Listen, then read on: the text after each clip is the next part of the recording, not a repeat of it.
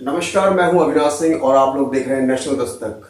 जी हाँ, हमारे साथ चर्चा में जुड़े हुए हैं अविनाश काकड़े जी, जो ऑल इंडिया कांग्रेस के किसान के बहुत बड़े लीडर हैं, नेता हैं और उनकी बातें हमेशा हित में रखते हैं। किसानों को लेकर बड़ी इनकी राय सरकार तक मतलब टेक टू इनकी राय बहुत अच्छी होती है, लोगों की समझ में आती है।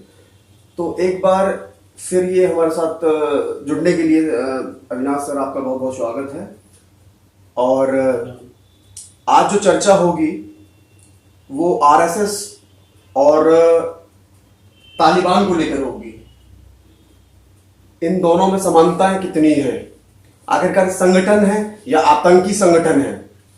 तो काकड़े जी से मैं पहले तो ये पूछना चाहूंगा कि ये संगठन है या ये आतंकी संगठन है। देखो, तालिबानियों का भी कहीं रजिस्ट्रेशन नहीं है, वो कोई संविधान मानते नहीं है। आरएसएस भी कहीं रजिस्टर्ड नहीं है और वो भी कोई संविधान मानते नहीं। तो इनमें बहुत अधिक समानता है। अच्छा, समानताएं, जैसे समानताएं पे बात हो रही है तो समानताएं आज हम आपको नेशनल दस्तक के माध्यम से आप सभी दर्शकों को हम आरएसएस की, इन संघियों की और तालिबान की समानता दिखाएंगे, बताएंगे। जी जी, पहली समानता यह है कि आपको याद होगा, कबीलाई लोगों ने, तालिबानी कबीलाई जो थे, उन्होंने पाकिस्तान अपने कश्मीर पर आक्रमण किया था। और वो क्या बोल रहे थे, हमारे लोग नहीं है। पाकिस्तान बोल रहा था कि हमारे लोग नहीं है, कबीलाई है। कबीलाई है। एक्चुअल कौन थे वो? पाकिस्तानी कट्टरपंथी थे। वहाँ के जो कट्टरपंथी, तालिबानी तो नाम अभी दिया है, जैसा आरएसएस का नाम 25 में दिया है, ये पहले से चलती आ रही संगठन है। तो वैसा वो जो कट्टरपंथी थे वो उसके साथ में थे। दूसरा अगर देखा जाए, जैसा उन्होंने हमला किया और बोल दिया कि हमारा कोई मतलब नहीं है, हमारे लोग नहीं है। उसी तरह आरएसएस ने महात्मा गांधी की हत्या में योगदान था, अभी केस कर रहे हो कि महात्मा गांधी में हमारा कोई योगदान नहीं है, हत्या में हमारा कोई नहीं था। तो भैया, सावरकर को शक के बिना पर छोड़ा गया था, क्लीन चिट नहीं मिली थी। उसको पिस्तौल कहाँ अवेलेबल करवाया गया, पैसे किसने दिए और हर जगह पेड़े किसने बांटे थे, ये सबको पता है। तो महात्मा गांधी का वो बोलते हैं कि वध हुआ है। वध होता है निरीह प्राणी का, वध होता है अपराधी का। अपराधियों के वध होते हैं, दुष्ट के वध होते हैं। तो महात्मा गांधी दुष्ट थे क्या? क्लियर नहीं करेंगे। एक तरफ महात्मा गांधी को प्रातस्मरणीय बोलेंगे, दूसरी तरफ उनकी वध की क्या करेंगे, समर्थन करेंगे। बोलते हैं क्या वो महात्मा गांधी का हत्यारा नाथूराम गोडसे मुर्दाबाद बोल के दिखा दे, कोई आरएसएस वाला, कोई संघी बोल के दिखा दे मुझे कि नाथूराम गोडसे मुर्दाबाद। अच्छा, आरएसएस समर्थन करती है नाथूराम गोडसे को? बिल्कुल समर्थन करती है, हिडन समर्थन। महात्मा गांधी जब मारे गए थे उस वक्त इन्होंने पेड़े बांटे थे, और ये लिखा हुआ है पुलिस स्टेशन में, कई रिपोर्ट्स है इसके अगेंस्ट में। कुछ ऐसी सच्चाई जो दर्शकों तक नहीं पहुंच पाती है वो हम पहुंचाते हैं, सोशल मीडिया के माध्यम से हम पहुंचाते हैं, चाहे वो किसी संघ के ऊपर हो या किसी आतंकी संगठन के ऊपर हो। जी सर। दूसरी बात देख लो, कारगिल में वो आए थे, उनके सोल्जर थे, पता है ना आपको, सब सोल्जर थे उनके, मारे गए, उनकी लाशें भी नहीं ले गए। ये राम मंदिर को ध्वस्त करने गए थे। अब वो मंदिर था या मस्जिद थी? मंदिर था तो ध्वस्त क्यों किया, और मस्जिद थी तो फिर वहां जाने की जरूरत क्या थी? अब ये बोलते विवादित ढांचा, ठीक है, मैं मान लेता हूँ विवादित ढांचा। अब विवादित ढांचा अगर आपने गिराया थे तो आपने जिम्मेवारी लेनी चाहिए थी कि नहीं? नहीं ली इन्होंने। बाल ठाकरे ने मुंबई बैठ के बोला कि इनकी कोई जिम्मेवारी नहीं होगी तो मैं लेता हूँ। वो जो एक मर्द आदमी था इनके इसमें, वो बोला था कि मैं जिम्मेवारी लेता हूँ, मगर ये जिम्मेवारी से डिनाई कर रहे थे। प्रमोद मुतालिक नाम का श्रीराम सेना का वो जो काला पोत रहा था, सब कुछ कर रहा था, उसने वहां झंडा तिरंगा फहराया। कहां पर? हमारे यहाँ के कर्नाटक के बीदर डिस्ट्रिक्ट के तहसील पर, वहां झंडा फैलाया। इन्होंने बोला हमारा कोई नहीं है। जैसे यहाँ ये तालिबानी आके वो कश्मीरी जो पाकिस्तानी झंडे फहराते, इसिस के झंडे फहराते, वो बोलते हमारे नहीं, ये तो बिगड़े बच्चे। ये तो बिगड़े बच्चे भी नहीं बोलते, ये बोलते हमारा कोई संबंध नहीं। और इन्वेस्टिगेशन में सामने आता है कि इन्हीं के लोग थे। मतलब कहीं ना कहीं कानून जब जांच होती है, कानूनी जांच होती है तो सामने आ जाती है सच्चाई। हाँ, क्यों नहीं आएगी? जैसे देखो, किसने क्या खाना चाहिए, किसने क्या रहना चाहिए, ये तय कौन करता है? ये तो आदमी तालिबानी। तालिबानी की बात हो रही है कि आपने ऐसे ही पहनना चाहिए, ऐसे ही खाना चाहिए, ये नहीं खाओगे तो ऐसा, हलाल का खाना चाहिए, फलाना ही खाना चाहिए, इसी तरीके से खाना चाहिए, ये तालिबानी बोलता है। संघी क्या बोलते हैं? यही बोलते हैं ना कि आपने ये मांस नहीं खाना चाहिए, वो मांस नहीं खाना चाहिए, इस तरीके से नहीं लेकर पहन के रहना चाहिए संगे संगे। फिर हमने ड्रेस क्या पहनना चाहिए, लड़कियों ने जींस नहीं पहनना चाहिए, लड़कियों ने ऐसा नहीं रहना चाहिए, लड़कियों ने वैसा नहीं रहना चाहिए। तालिबानी क्या बोलते हैं, यही बात बोलते हैं ना, कि दूसरी बात बोलते कुछ? तालिबानी यही बोलते कहीं ना हैं कहीं समानता बहुत ज्यादा मिल रही है मतलब। भैया। ये दोनों कट्टरपंथी है। कट्टरपंथी कभी भी कहीं भी देख लो ये समान होंगे, क्योंकि दोनों एक दूसरे को पूरक होते, सपोर्टेड होते। इनको भी महिलाओं के कितने बच्चे पैदा करना चाहिए और कैसे बच्चे पैदा करना चाहिए, ये तालिबानी तय करता है कि नहीं, तालिबानी बोलता है कि नहीं, ये भी बोलते हैं। 10-10 बच्चे पैदा करो, 2 हमको दे दो और 3 हमको दे दो। अभी तुम्हारे बच्चे पैदा नहीं होते, तुम तो सारे नपुंसक जैसे काम करते हो, तुम शादी नहीं करते हो और तुम समझाते हो कि बच्चे हमने कितने पैदा है। तुमने तो एक बच्चे पाल को नहीं देखा और हमको समझाते हो 10 बच्चे। मशीन है मेरी, हमारे घर की महिलाएं मशीन है क्या कि तुमको 10 बच्चे पैदा करेंगे और 2 तुमको दे देंगे? क्यों देंगे तुमको, क्या करने वाले हो? मतलब कहीं ना कहीं आरएसएस संगठन चलाता है एक आतंकी, अगर हम तालिबानी भी यही बोलते हैं। हाँ बिल्कुल सही बात है। वो भी बच्चे मानते हैं, ये भी बच्चे मानते हैं। उनको भी धर्मशास्त्र के किताबों के अनुसार कानून यानी समाज को चलाना है। वो चाहे 1400 साल पहला का किताब हो या कितनी भी साल की, वो धर्मशास्त्र की किताब के अनुसार चलाना है। इनको भी धर्मशास्त्र की किताब के अनुसार ही चलाना है। इनको मनवादी शासन चलाना है, उनको वो इस्लामिक वाला शासन चलाना। मतलब इन दोनों संगठनों के अपने खुद के बनाए हुए कानून से मतलब लोगों को चलना पड़ेगा। हाँ। ये बात तय है। ठीक है। और क्यों चलना पड़ेगा? क्योंकि इनमें इनकी व्यवस्था है, बहुत सुंदर व्यवस्था है कि बिना काम किए हमारे पंडे पुजारी और उनके जो मौलवी मल्ला मौलवी होते, ये दिन दोनों को भी मस्त आराम से जिंदगी जीने का उसमें व्यवस्था की हुई है। उस व्यवस्था में उस प्रोविजन है, इसलिए इनको उसी तरीके का पूरा समाज चाहिए। कैसा समाज चाहिए? जो उन्होंने बोला वही सोचे, जो उन्होंने बोला वही करे। उसका हवाला वो देंगे, वो हजारों सालों की पहले की किताबों का। इनको भी वर्तमान से कोई लेना देना नहीं रहता, वर्तमान में ये चर्चा नहीं करते, वो भी वर्तमान में चर्चा नहीं करते। इनको चर्चा करना है भूतकाल की और भविष्य का डर दिखाना है, भय दिखाना है। भविष्य में ऐसा हो जाएगा, मुसलमान इतने बढ़ जाएंगे, वो बोलेंगे कि इस्लाम खतरे में आ जाएगा। कैसे इस्लाम खतरे में आएगा? मुझे ये बताओ कि इस्लाम अगर अल्लाह ने दिया हुआ धर्म है तो अल्लाह की कोई चीज खतरे में कैसी आ सकती है? और हिंदू अगर बोलते हैं कि ये भगवान का धर्म है, नेचर का धर्म है, तो नेचर खतरे में आ जाएगा तो तुम जिंदा रहोगे क्या? कैसे खतरे में आ जाता है कोई? अच्छा, राम खतरे में आ जाता है, तू राम का बाप है, उसको बचाने के लिए जाएगा? बेटा बचाएगा बाप को, बाप बचाएगा बेटे को? ये बोलते हैं कि वो इस्लाम खतरे में आ गया, मोहम्मद साहब का वो वजूद खतरे में आ गया। तू क्या मोहम्मद साहब का पप बन के बैठा है? तेरे हाथ में तलवार किसने दिया बचाने के लिए? वो पहले देख। वो देखने की जरूरत है समाज को कि इस्लाम बचाने वाले और राम को बचाने वाले ये उनके बाप नहीं हो सकते। हमको उन लोगों ने कुछ आदर्श शिक्षा दी है, जीवन जीने की एक विधा दी है और उस जीने के कारण हम बहुत शांतिपूर्वक समाधान पूर्वक जी सकते हैं। उनका कानून है, ये कानून नहीं है कि उनको बचाने के लिए हम निकल पड़े। क्यों बचाते भैया? कौन हो तुम? उनको बचाने की औकात तुम्हारी क्या है? तो कुछ नहीं है।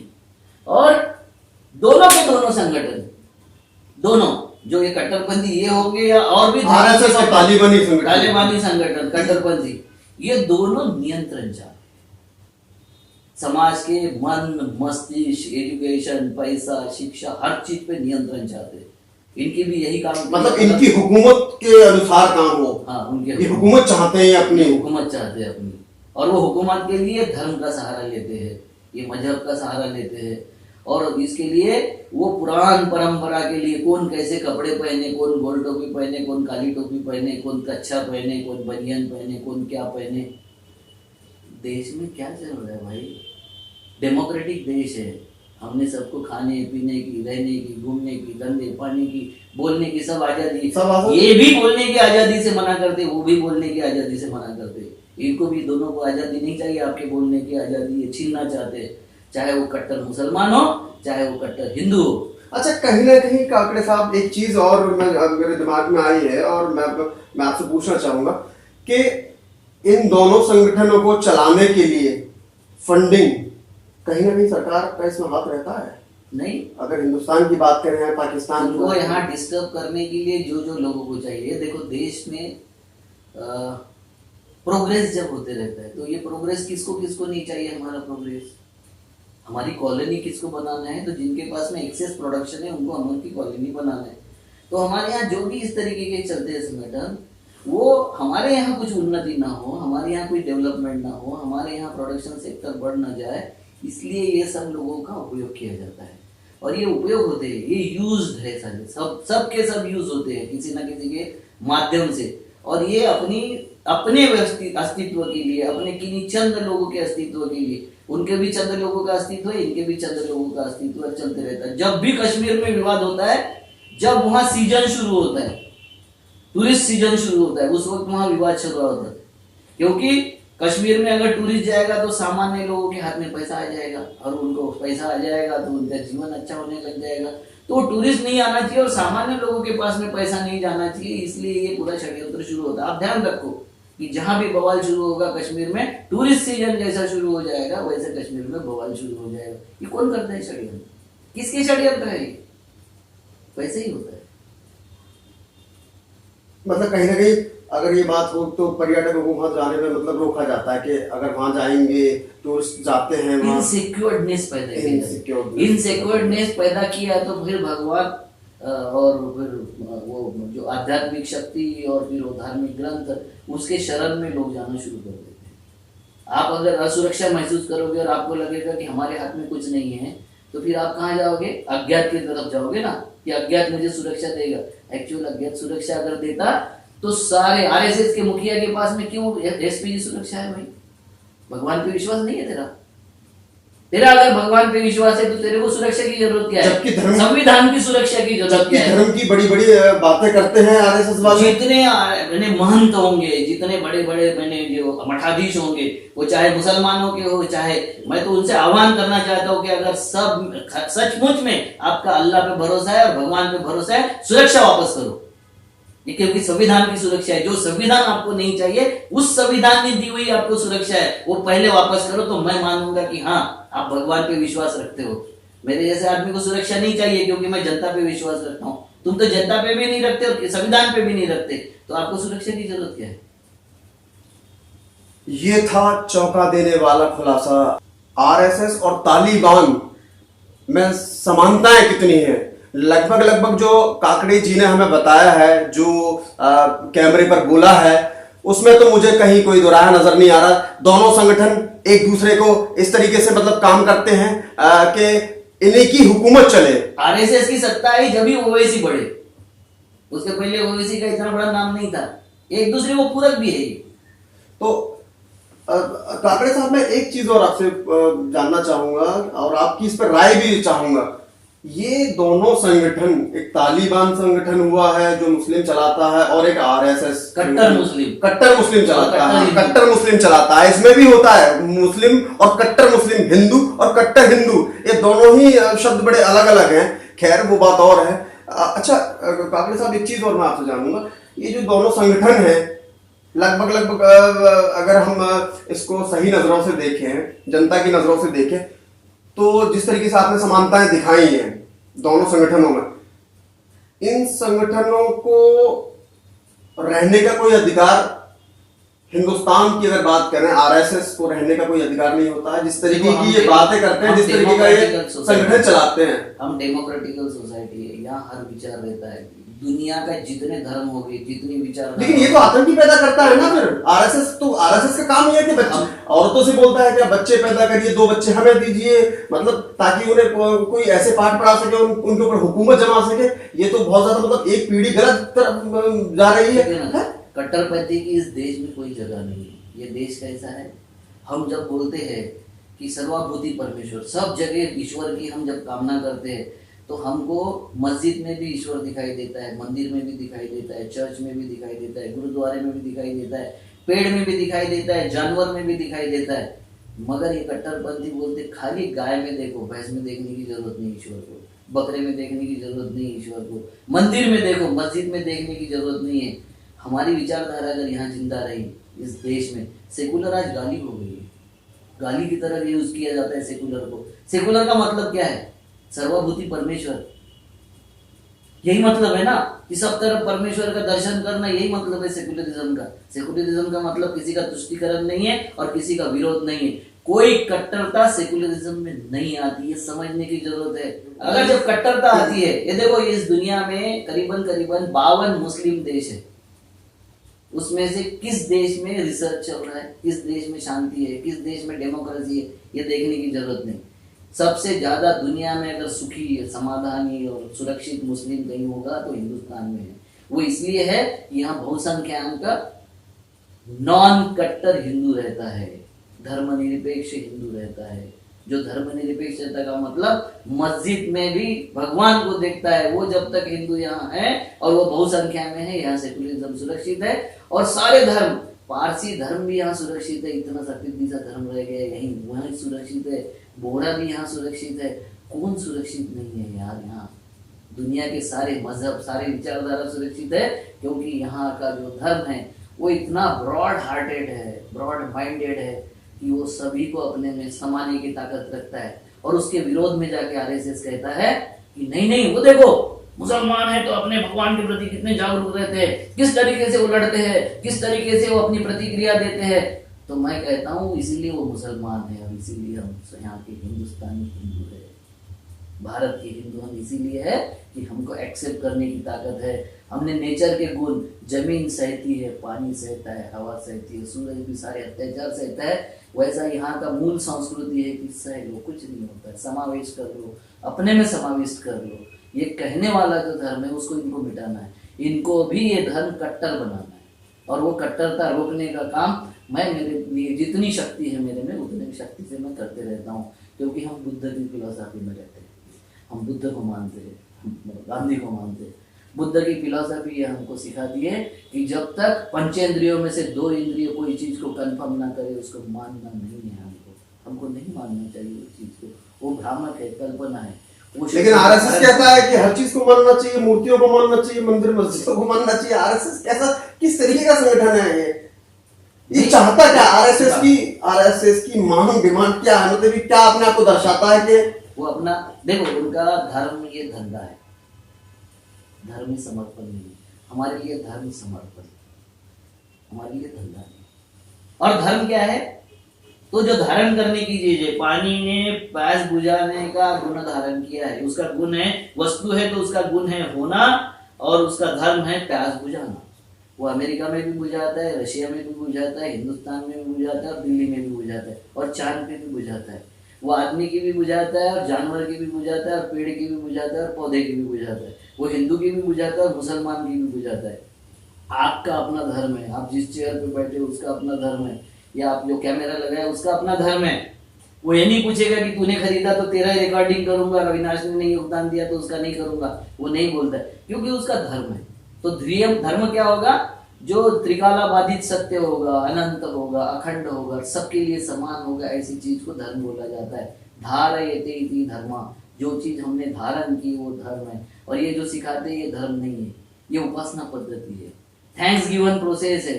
हम थैंक्स गिवन प्रोसेस को धर्म समझ गए, और थैंक्स गिवन प्रोसेस पे इन लोगों का कब्जा है, पंडित, मौलवी, फादर, इनका सबका कब्जा है। इसलिए समझाते रहते हैं कि मेरी ही उपासना पद्धति सही है, मेरी आचरण पद्धति सही है। क्यों सही है? क्योंकि जैसे आप हो, आपके मेरे जैसे 10 चेले हो जाए और 10 करोड़ चेले हो जाए तो आपके सत्ता, संपत्ति और सम्मान में बहुत बड़ा इजाफा होता है। 10 चेले वाला गुरु कैसा रहेगा? तो गरीब रहेगा। 10 करोड़ चेले वाला गुरु कैसा रहेगा? बहुत संपन्न रहेगा। तो किसको नहीं लगता कि मेरी सत्ता, संपत्ति और सम्मान बढ़ जाए? तो आप उसके लिए इंस्ट्रूमेंट हो। वो आपको धर्म नहीं समझा रहा है, वो इंस्ट्रूमेंट आपको बना रहा है, और वो ज्यादा से ज्यादा अपने अनुयायी बनाने का प्रयास कर रहा है। इतना ही मैं बोल सकता हूँ। तो आरएसएस तो खत्म होना चाहिए ना। अगर वो इस देश में नासूर बन के कहीं ना कहीं युवाओं को चुभ रहा है, लोगों को चुभ रहा है, और हमारी पीढ़ियों को, आने वाली पीढ़ियों को अपनी तरफ मोड़ रहा है, जैसे कि 2 बच्चे हमें दे दीजिए, हम उन्हें आतंकी बनाएंगे, उसका इनडायरेक्टली वे में आरएसएस का कहना है कि 2 बच्चे 4 बच्चे पैदा करो, 2 बच्चे हमें दे दो, ऐसे पहनो वैसे करो, हुकूमत अपनी जमाना चाहता है वो। तो आरएसएस ऐसा संगठन है जिसे देश से खत्म होना चाहिए। अति सर्वत्र वर्जते, यहाँ अति करेंगे समाप्त होंगे। मतलब अंत की, मतलब अति का अंत ही होता है। अविनाश काकड़े जी ने साफ कर दिया है। अगर आरएसएस संघ अति करेगा, हो आरएसएस संघ हो, कोई भी संगठन, अगर तो कोई भी आतंकी संगठन हो और अगर अति करता है तो उसका अंत तय है। अविनाश काकड़े जी के साथ मैं अविनाश सिंह, नेशनल दस्तक, दिल्ली। कि आपसे गुजारिश है कि अगर इसको बचाना चाहते हैं तो नेशनल दस्तक को सब्सक्राइब करने के लिए रेड कलर के सब्सक्राइब बटन को दबाएं, फिर बेल आइकन की घंटी दबाएं। नेशनल दस्तक को बचाने के लिए बहुत जरूरी है कि हर खबर को शेयर करें, लाइक करें, कमेंट जरूर करें।